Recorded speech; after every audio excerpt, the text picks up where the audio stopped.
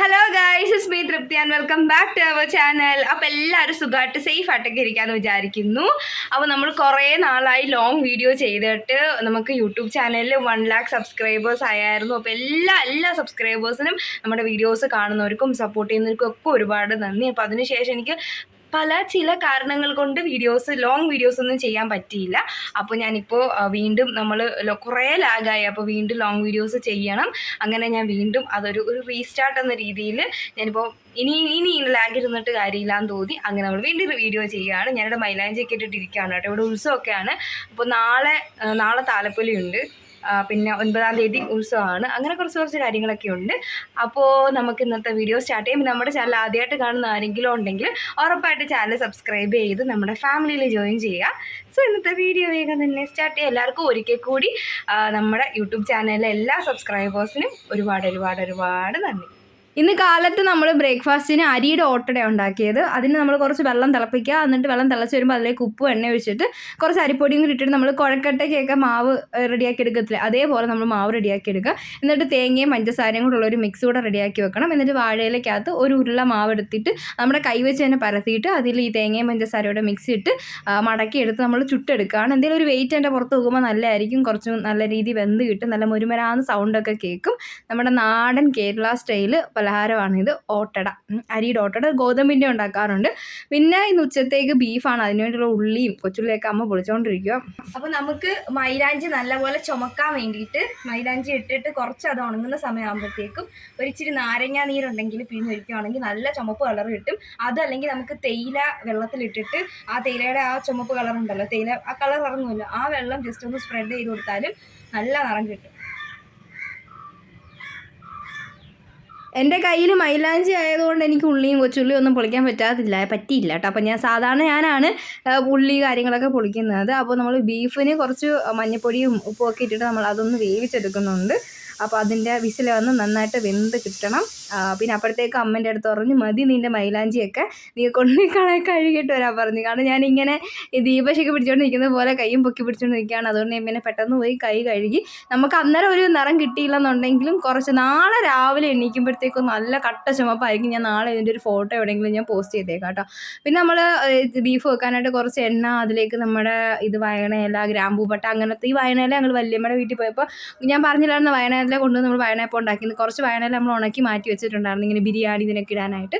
പിന്നെ നമ്മൾ അതിലേക്ക് നമ്മുടെ ഉള്ളിയല്ല, നമ്മുടെ തേങ്ങ കൊണ്ട് ബീഫിന് ഇടുന്നത് നല്ല രസമാണ്. നമ്മൾ കഴിക്കുന്ന സമയത്തൊക്കെ നമുക്കിങ്ങനെ ഒരു ചെറിയൊരു കടി തേങ്ങാക്കൊത്തൊക്കെ കിട്ടുമ്പോഴത്തേക്കും നല്ല ടേസ്റ്റാണ്. ചിക്കനിലും ഇടാറുണ്ട് കേട്ടോ. എന്നാലും നമ്മുടെ വീട്ടിൽ ചിക്കൻ അധികം തേങ്ങാക്കൊത്ത് ഇടാറില്ല, ബീഫിനാണ് കൂടുതൽ നമ്മൾ തേങ്ങാക്കൊത്ത് ഇടാറുള്ളത്. പിന്നെ കൊച്ചുള്ളിയാണ് നല്ലത്. സവാളയെക്കാട്ടിലും കൂടുതൽ ടേസ്റ്റ് നമുക്കിപ്പം കൊഞ്ച് തീയൽ അങ്ങനെയുള്ള ഐറ്റംസിന് ബീഫ് ഇതിനൊക്കെ സവാളയെക്കാട്ടിലും കൊച്ചുള്ളിയാണ്. നമ്മൾ ഇതിന് സവാള ഇട്ടില്ല കേട്ടോ. പിന്നെ കുറച്ച് മഞ്ഞൾപ്പൊടിയും കുറച്ച് ഉപ്പ്. നമ്മൾ ബീഫിന് ഓൾറെഡി ഉപ്പിട്ടിട്ടാണ് വേവിക്കുന്നത്, അപ്പോൾ അതനുസരിച്ച് വേണം ഇവിടെ ഉപ്പിടാനായിട്ട്.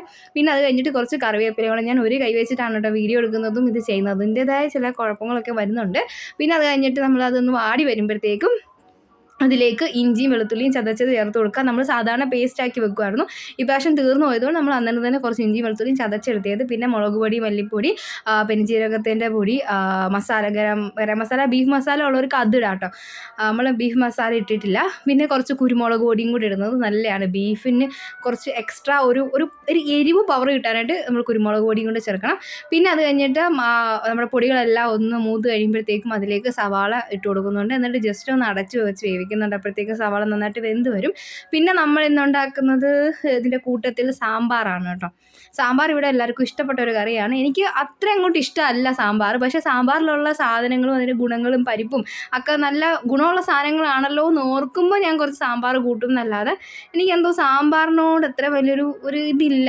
എല്ലാ മലയാളികൾക്കും കൂടുതൽ ഇഷ്ടം സാമ്പാറായിരിക്കും. പക്ഷേ എനിക്ക് സാമ്പാറിനോട് അത്ര വലിയൊരു ഇത് വരുന്നില്ല. പിന്നെ ഇതിനകത്ത് ചേർക്കുന്ന സാധനങ്ങൾ ഗുണമാണല്ലോ എന്ന് വീണ്ടും ഇങ്ങനെ ഓർക്കുമ്പം കഴിക്കണം എന്ന് തോന്നി. ഇതിനിടയ്ക്ക് ഒരുപാട് തവണ കറണ്ട് പോയിട്ട് ഞങ്ങളുടെ നാട്ടിൽ എപ്പോഴും ഇപ്പോൾ കറണ്ട് പോക്കാണ്. ഇവിടെ പോസ്റ്റിന് എന്തോ പണി, പോസ്റ്റിൻ്റെ ലൈൻ അതിലേക്കൂടെ കൊടുക്കുന്നതെന്നോ പുറത്തോടെ കൊടുക്കുന്നതെന്നോ അകത്തോടെ കൊടുക്കുന്നതെന്നോ ഏതാണ്ടൊക്കെയാണ് പറയുന്നത്.